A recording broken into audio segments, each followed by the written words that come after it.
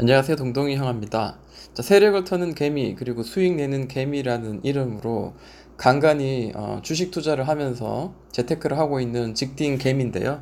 자, 오늘은 특별하게 시장이 계속 아래로 폭락을 하고 있는 상황이라 저도 단기적인 매매를 해 보았습니다. 스캘핑에 가깝죠. 10분 안에 혹은 15분 안에 수익을 내는 그런 내용인데요. 모나미 같은 경우에도 오늘 오전에 제가 보고 이제 수익을 내고, 그리고 장 마지막에는 컴퍼니 K 가지고 한 11% 정도 수익 이렇게 내는 그런 매매를 좀 해보았습니다. 어, 근데 저는 참 그런 것 같아요. 이런 그 매매가 물론 수익으로 연결돼서 좋긴 하지만 그거보다 더 저의 마음이 더 이렇게 차오르는 거는 이렇게 같이 이야기를 나누고 이 태연님처럼, 그리고 오늘 또 우리 그 카톡방에 같이 이야기를 하면서 그런 내용들처럼, 네, 오늘 정말 많은 이야기를 좀 했거든요. 멤버분들과 이야기 나눴는데 이런 게 소소한 우리 그 행복인 것 같습니다. 그리고 수익이 나지 못하는 그런 시장이라면 우리가 비중을 조금 축소하면서 매매하는 그런 어떤 지혜로운 전략도 필요하다라는 생각을 해봅니다. 자, 그럼 서론이 좀 길었고요. 오늘 시장을 좀 정리를 한번 해 보았습니다. 한번 같이 한번 읽어보면서 이야기를 하고, 다음 주장은 우리가 어떻게 준비를 해야 될까? 한번 생각을 하는 시간 좀 가져보도록 하겠습니다. 자, 저는 아시다시피 저는 미국 주식을 같이 하고 있습니다. 미국 주식을 지금 한 80% 정도, 지금 현재는 더 늘려가지고요, 한국 주식을 다 빼서 90% 정도 미국 주식을 지금 하고 있는 중이고요. 자, 한국 주식은 도저히 안 되겠다, 도저히 안 되겠다, 도저히 안 되겠다 해서 지금 단타, 그러니까 여러분들이 잘 이해하시는 스캘핑 정도 연구하면서 조금씩 정말 눈에 확실하게 보이고 확실하게 수익을 낼 수 있는 구간까지만 기다렸다가 확실한 것들만 공략을 하는 어떤 그런 상황입니다. 자, 어제 그런 게 있었습니다. 자, 미국이 금리 인하를 한다고 해가지고 되게 좀 설레발을 쳤죠. 그래서 미국 3대 지수가 다시 신고가를 경신하고 더 위로 천장을 뚫고 올라갈 것이다 라고 예상을 했고요. 그리고 트럼프도 그런 또 FOMC 회장 파월 의장인가요? 의회 회장인가요? 그 친구를 압박을 합니다. 왜냐하면 이번 다시 대선에서 재선을 하기 위해서는 그런 주식시장, 그 경제도 물론 중요한 어떤 한 자리에 중요한 거기 때문입니다. 그런데 문제는 그겁니다. 금리 인하를 하면 분명히 주식시장은 호재로 받아들일 건데도 불구하고 그렇게 발표를 하면서 파월 의장은 이게 단기적으로 어쩌고 저쩌고 하고 어쩌고 저쩌고 해서 이게 장기적으로 꾸준히 금리를 인하하는 거 아니다, 이런 쓸데없는 말을 합니다. 그러므로 인해 가지고 미국 주식은 좀 오를 수도 있는데 불구하고 금리 인하를 했음에도 불구하고 하락을 보여주는 거죠. 게다가 어젯밤에는 분명히 장 초반에는 다시 한번 그것들을 만회하는 상승장이 이렇게 만들어지다가 다우나 나스닥, S&P 이런 것들이 트럼프의 트윗 한 방에 다시 한번 무너지고 말았습니다. 무슨 말이었냐면 대중무역 3천억 달러 규모를 10% 정도 관세를 넣겠다 하면서 글을 올리자마자 갑자기 미국 시장이 90도로 떨어집니다. 어제장은 그랬었고요. 그러다 보니까 중국 버틸 수 있을까요? 중국도 1.4% 오늘 하락 마감했고요.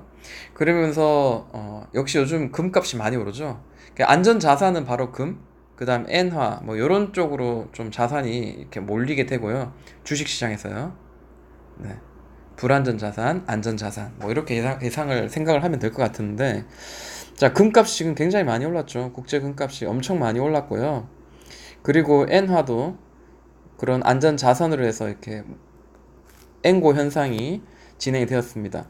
게다가 지금 화이트리스트 제외하겠다고, 우리나라를 제외하겠다고 일본이 이야기함으로 인해서 드디어 한일 무역 전쟁이 시작이 되었습니다. 그러고 인해 가지고 오늘 코스피가 드디어 2000포인트 아래로 다시 한번 또 뚫어지면서 시장이 끝났죠.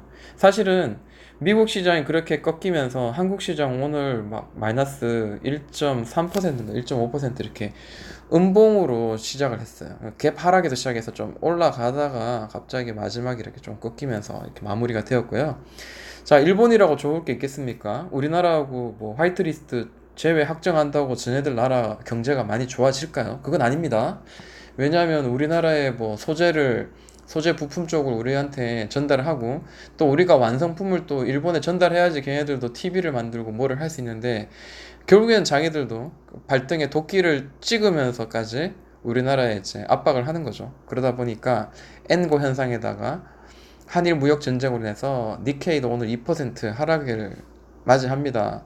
자, 그렇게 봤을 때 우리나라뿐만 아니라 일본, 미국, 중국 모든 시장이 전 세계가 지금은 하락 속에 있습니다. 그러다 보니까 우리나라 추세는 우리나라 종목에 다 떨어지는데도 불구하고 그나마 좀 어제, 오늘, 내일 며칠 동안 쭉 꾸준히 보았을 때 테마가 형성되고 있고 수익이 나고 있는 게 바로 애국 관련주 그리고 화이트리스트 제외되는 수혜주 이런 쪽으로는 좀 강하게 좀 버텨주는 그리고 상승해주는 그런 모양새를 보여줬습니다.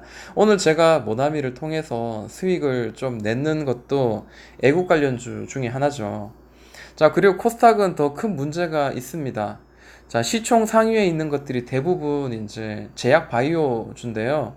어, 주식 시장에서 오랫동안 계신 분들이라면 제약 바이오가 작년 혹은 재작년 강하게 급등이 시작되고 난 뒤에 작년 11월인가 재작년 11월에 10월 11월부터 제약 바이오가 급등이 시작되고 난 뒤에 그리고 지금 1년간 혹은 1년 이상을 지금 하락 파동에 계속 바닥을 모르고 계속 뚫고 내려가고 있는 그런 상황에 놓여 있습니다.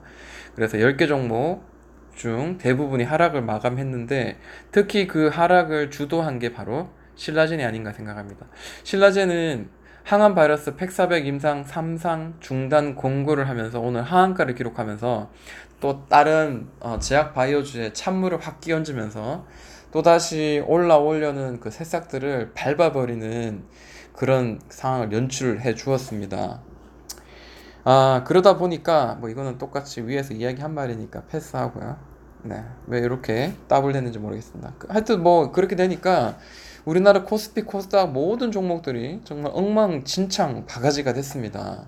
그래서 지금 보유하고 있는 종목들 저는 뭐 다 처분이 되어 있는 상태인데 그거를 지금 보유하고 지금 버티시는 분들은 굉장히 힘들다. 그리고 제약 바이오 쪽으로 보유하고 계신 분들은 정말 끝을 모르는 바닥을 모르는 바닥을 파고 내려가는 그런 시장이 지금 연출되고 있어서 너무나 힘들겠다라는 생각을 합니다. 저도 지금 너무 안타까운데요. 자, 오늘 그 아까 이야기했던 화이트리스트 제외 수혜 관련주라든지 그 다음에 애국 테마주 이런 내용들이 오늘 또 강하게 올라왔다라고 하는데 그 내용들 어떤 종목들이 있는가 한번 보자면요. 모나미가 오늘 한 14% 올랐고 하이트진로 홀딩스 3%. 이건 아무래도 일본 맥주가 아사히 맥주가 뭐 우리나라에서 2위 정도 되는 그런 정도 되는 매출을 형성하고 있다라는 이야기를 제가 뉴스를 통해서 한번 들은 적이 있는 것 같은데 자, 그런 뭐 맥주들이 많이 빠지다 보니까 일본 맥주들이 이제 불매 운동이 일어나니까 아무래도 도움이 될 것 같습니다. 쌍방울, 신성통상, 보라티알 뭐 이런 것도 있고요. 자, 뭐 제가 어제 사실은 그 신세계 백화점 대구에 있는 신세계 백화점을 방문을 했었는데 뭐 서점을 방문했는데 유니클로가 크게 아주 크게 있더라고요. 바로 옆에.